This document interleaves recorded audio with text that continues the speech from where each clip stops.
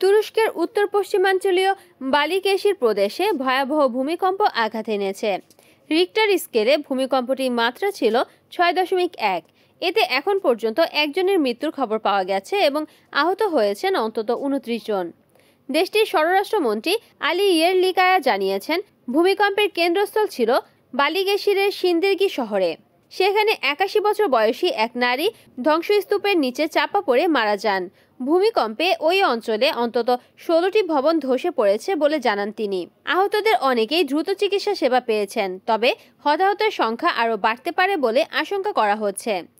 তুরস্কের দুর্যোগ ব্যবস্থাপনা সংস্থা জানায়, রবিবার স্থানীয় সময় সন্ধ্যা 7:53 ভূকম্পনটি অনুভূত হয়। ভূমিকম্পটির গভীরতা ছিল প্রায় 11 কিলোমিটার।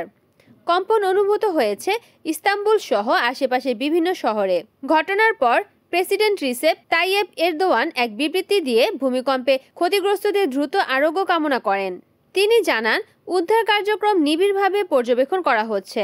এক্সে দেওয়া পোস্টে প্রেসিডেন্ট লেখেন, আল্লাহ আমাদের দেশকে সব ধরনের দুর্যোগ থেকে রক্ষা করুন। Desk news, Kamruzzaman Kamrul, NN TV।